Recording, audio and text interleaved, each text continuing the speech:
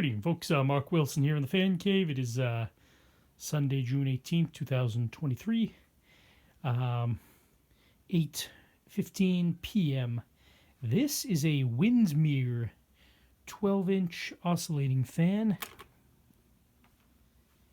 Windmere was these were sold through Bradlees and I believe Caldor back in the 80s and 90s.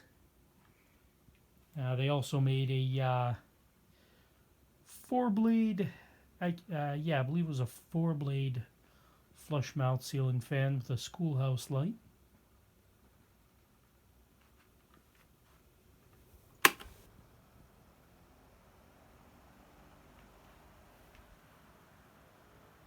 Now this fan in particular has been in my family for, for a few decades now. I think my parents bought it new,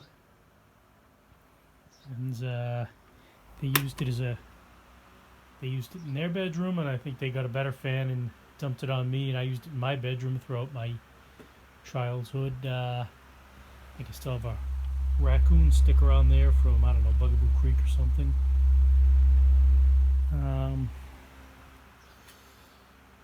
Now it's been heavily taped up on the neck. It still works, it still moves air.